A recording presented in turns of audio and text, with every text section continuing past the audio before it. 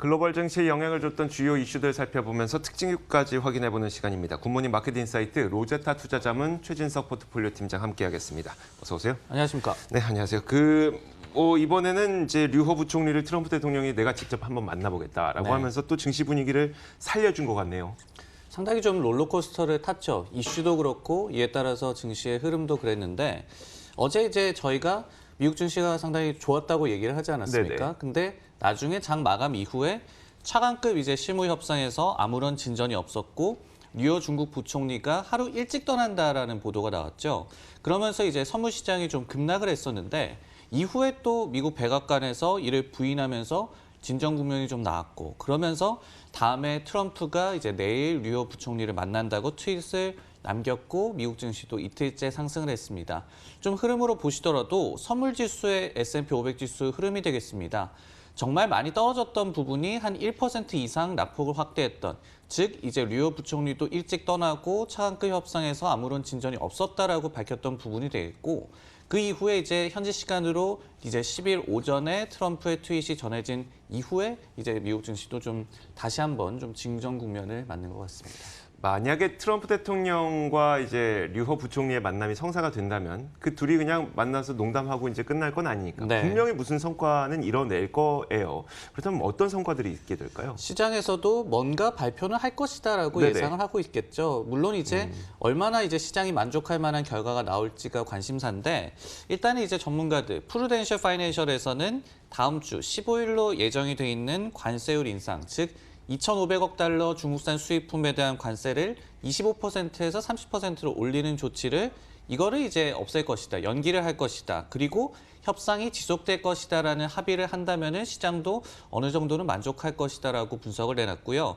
그리고 이제 쫓기는 쪽은 좀 미국 입장이 되겠죠. 중국은 오히려 트럼프의 임기가 끝날 때까지 좀 버티려는 움직임을 좀 보여주고 있기 때문에 중국 입장에서도 한 15일 관세율 인상 연기 정도면은 충분히 좀 시간을 벌 만하다, 만족할 만한 결과가 아닐까 하는 분위기가 월가에서 좀 확산이 되고 있습니다. 실제로 이제 유라시아 그룹이라는 기관에서도 단기적으로 무역 이슈에 대해서 좀 긍정적으로 본다라고 분석을 하면서 15일 관세율 인상 연기 전망을 내놓았는데 최소한의 대화 지속 의지를 보여줄 것이다. 그리고 이 같은 조치 정도만 나온다면은 금융시장에도 안정 효과가 좀 있을 것이다라고 예상하고 있습니다. 또 한 가지 뉴스가 화웨이 제재를 좀 완화할 것이라는 보도가 있었더라고요. 이것도 네. 또 투자 심리에 좀 도움이 됐던 것 같아요. 그렇습니다. 그러면서 오늘 반도체주가 좀 강세를 보였고 특히 이제 화웨이발 매출이 한 10% 정도로 네. 예상이 되는 자일링스 같은 경우에는 한 3% 정도 반등을 했더라고요. 뉴욕타임즈에서 이 같은 보도가 나왔는데 역시 이제 민감하지 않은 제품에 한해서 화웨이에 대한 납품을 허가하는 라이선스를 발급해 줄 것이다라는 내용이 나왔습니다. 이제 트럼프가 지난 5월 15일에 화웨이 거래 제한 행정명령에 서명을 했었죠. 그러면서 이후에 기존의 네트워크를 유지한다든지 아니면은 소프트웨어 업데이트를 위한 거래는 허용하는 임시 면허를 발급을 했었고 그리고 8월 말에 이를 11월 18일까지 연장을 했었죠. 하지만 이제 9월 말에 블룸버그에서 임시 면허를 연장 안 해줄 것이다라는 보도가 나오면서 반도체 섹터에 상당히 좀 불안감을 안겼었는데 이번 보도로 인해서 좀 안도감을 좀 갖게 됐습니다. 처음 제재를 했을 당시에는 사실은 화웨이가 미국 기업들로부터 칩 공급을 못 받으면은 좀 망할 것이다 이런 네네. 얘기가 나왔고 그것이 사실은 트럼프의 계산이지 않았습니까? 하지만 이제 화웨이가 그 이후에 자체 개발 칩을 잇따라 내놓으면서 시장을 좀 위협하고 있고 오히려 미국 기업들 없이도 자생할 수 있다는 능력을 좀 보여주고 있습니다. 예를 들어서 어떤 이제 추론이라든지 아니면은 머신러닝 같은 데 쓰이는 이른바 AI 칩 분야에서 2018년 화웨이 순위가 12위였습니다. 근데 올해는 이제 7위로 퀄컴을 제쳤고요. AMD도 지금 위협하고 있는 형국입니다. 여기에 이제 10월에 공개될 폴더블 폰 기린 990에 5G SoC, 시스템 온 칩이라고 프로세서와 이제 모뎀 칩 같은 것이 다 합쳐져 있는 그런 네네. 칩인데 이거를 탑재할 것이다라는 소식도 나올 만큼 이제 반도체 기업, 미국 반도체 기업들을 생각을 한다면 또 화웨이가 지금 치고 나가고 있는 그런 형국을 생각을 한다면은 미국 입장에서도 좀 제재를 풀어줄 좀 필요가 있어진 그런 형국이죠. 알겠습니다. 자, 그 무역 협상에 대한 불확실성이 조금은 이제 긍정론으로 전환하게 되면서 국채 금리도 좀 바뀌게 된 것 같아요. 국채 금리 상승했죠. 그렇습니다. 10년물 국채 금리가 최근에 좀 반등을 하면서 특히 좀 눈여겨볼 만한 것이 오늘 이제 10년물과 3개월간의 국채 금리 역전 현상이 잠시나마 좀 해소가 됐습니다. 네. 이게 이제 7월 23일 이후에 79일 만인데 그래프를 한번 보시더라도 죄송합니다. 10년물과 3개월물 간의 국채금리 차이. 이제 9월 초나 아니면 8월 말쯤에는 이것이 마이너스 0.5까지도 벌어졌었습니다. 즉 10년물 국채금리가 3개월물을 밑도는 그런 현상이 나타나면서 경기 침체에 대한 우려감이 상당히 컸었는데 이번에 거의 80일 만에 그래도 국채금리 역전 현상이 해소가 되면서 역시 무역에 대한 불확실성이 거친 것이 채권 시장의 안정화에도 좀 기여를 하고 있습니다. 8월 중순쯤에 이제 증시를 요동치게 했었던 거는 역시 10년물과 2년물 간의 국채금리 역전 현상이었죠. 지금은 근데 해소가 됐는데 하지만 이제 10년물과 3개월 간의 국채 스프레드 역전 같은 경우에도 지난 7차례 경기 침체에 모두 선행해서 나타났기 때문에 시장의 우려가 컸던 것인데 10년물 국채금리가 이제 한 달 전, 즉 9월 13일쯤에 거의 1.9%에 근접했다가 급락세를 좀 보였었습니다. 근데 10월 7일 월요일을 기점으로 해서 좀 반등을 했고 현재는 한 1.66% 정도까지 올라온 상태인데 이러다 보니까 일단은 3개월물을 잠시나마 넘어서면서 좀 경기 침체에 대한 우려를 조금이나마 덜었습니다. 그 요즘에 날씨가 좀 갑자기 아침에 추워지다 보니까 좀 네. 컨디션이 안 좋으신 것 같고 저도 지금 목이 좀 간질간질합니다. 목이 좀 잠겼습니다. 네. 근데 보니까 이제 제가 10년물과 3개월물이 역전됐을 때 시점이 지난 4월쯤이었었고요. 네. 그다음에 10년물하고 2년물이 역전됐을 시점이 한 8월쯤이었었는데 그 많은 분들이 또 경험치이긴 하지만 경험적으로 하시는 말씀이 금리가 역전됐을 때보다는 금리 역전이 해소되고 그 금리 역전의 차가 역전이 아니죠. 이제 금리의 스프레드가 다시 벌어질 때 그때 좀 위기가 발생하더라라고 네. 하면서 여전히 아래 공포는 좀 남아 있는 것 같아요. 맞습니다. 그렇기 때문에 이 아래 공포가 사실은 국채금리 역전이 나타났다고 해서 꼭 현실화되는 것은 아니다라고 볼 수도 있겠지만 말씀해 주셨듯이 그런 부분들이 해소됐다고 해서 저희가 경기 침체에 대해서 또 안심할 수는 없다 이렇게 해석을 할 수가 있겠죠. 과거를 좀 집계를 해본 그래프를 준비를 해봤습니다.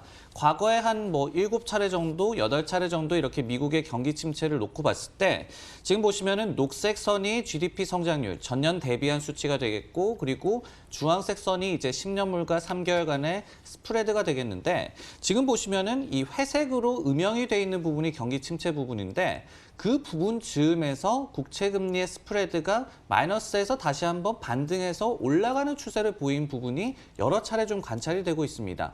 그러다 보니까 이번에 10년물과 3년물 국채금리 간의 역전이 좀 해소가 되고 이런 현상이 나타났음에도 불구하고 여전히 지표는 악화되고 있고 경기 침체에 대한 경고콜은 들리고 있기 때문에 완전히 좀 우려가 거치지는 않은 상황이 좀 전개가 되고 있는 것 같습니다. 네, 알겠습니다. 어쨌든 근데 지금 분위기는 상당히 많이 좋아지고 있는 건 사실이니까요. 네, 역시 또 무역 쪽이 좀 풀리다 보니까요. 그러니까요. 장기적인 계획과 단기적인 계획을 좀 달리해서 투자 전략을 세우다 보면은 또 이런 것들도 잘 이용하실 수가 있을 것 같습니다. 특징 조항까지 살펴보도록 할 텐데 시스코가 어떤 의견 때문에 하락했다면서요? 네, 이제 매수 의견을 철회한 IB가 나와가지고 네네. 오늘 강세장 속에서도 주가가 한 1.5% 정도 하락을 했거든요. 시스코 시스템즈 같은 경우에는 이제 글로벌 네트워크 통신 장비 시장의 1위 기업이죠. 그리고 시총이 2천억 달러, 우리 돈으로 한 240조 원 정도 되는 상당히 좀 무거운 종목이 되겠는데 이 네트워크 장비라고 한다면은 저희가 스위치, 즉 다양한 장치를 연결하는 그런 기기, 그리고 라우터, 다양한 네트워크를 연결하는 기기, 이 두 가지로 나눠볼 수가 있습니다. 근데 시스코 같은 경우에도 이 두 제품을 이 중심으로 한 제품 사업군의 매출 비중이 한 60% 정도 되고요. 그리고 서비스 비중이 한 25% 정도 되는 그런 기업입니다. 근데 이번에 골드만삭스에서 기존의 투자 의견을 매수로 제시를 했다가 중립으로 내렸고요. 그리고 목표 주가 같은 경우에도 56달러에서 48달러로 내리면서 거의 이제 현재 주가와 이제 변동이 없는 수준까지 지금 내린 상태인데 그 이유를 살펴봤더니 무엇보다도 대기업 지출이 계속해서 좀 부진할 것이고 단기간 내에 통신업계 지출 역시 또 부진한 흐름을 이어갈 것이다. 두 번째로 자체적으로 집계하는 기업 활동 지수가 9월에 상당히 좀 부진했고 각종 기업 활동이라든지 지출 관련 트렌드도 부정적으로 나타나고 있다. 세 번째로 통신 부문의 경우에 5G가 본격적으로 도입되기 이전에 좀 정체기를 맞고 있고 그리고 통신사들의 네트워크 자동화 관련해서 좀 시간이 지연된다든지 이런 요인으로 인해서 통신업계에도 내년까지 좀 부정적인 트렌드가 유지될 것으로 봤습니다. 알겠습니다. 자, 우리도 이제 우리 증시나 혹은 우리나라 부동산에서 요거 전망하면은 누구 딱 떠오르는 사람들 있잖아요. 그렇게 잘 맞히는 사람. 네. 골드만삭스는 어떻습니까? 좀 잘 맞히는 편인가요? 못 맞춥니까? 그러면은 실제로 업계에서 이 지출이 좀 줄어들 것으로 예상이 되고 있느냐, 네네. 아니면 실제로 통신업계에서 지출이 지금 뭐 정체되고 있느냐 이런 거를 보면은 잘 맞추겠다 이렇게 좀 증명이 될 것 네네. 같은데 그래서 한번 자료를 준비를 해봤습니다. 일단 첫 번째로 보여드릴 그래프는 이제 IT 전문 이 조사 기관인 가트너에서 올해 1월에 내놨던 부분인데 글로벌 이제 IT 관련된 지출이 증가세가 상당히 좀 줄어들 것으로 예상이 되고 있습니다. 전체를 본다면은 이제 2018년의 증가율이 한 3.9%였다가 올해 3.2%로 줄어들었다가 내년에는 2.8%로 그 성장세가 줄어들 것으로 예상이 되고 있고요. 여러 가지 좀 분야를 봤을 때는 특히 이제 데이터 센터 부문의 지출이 성장률이 지난해에는 10%를 넘어갔다가 내년에는 마이너스 거의 4%까지 떨어질 것으로 예상이 되고 있습니다. 그리고 다음 그림을 한번 보시면요.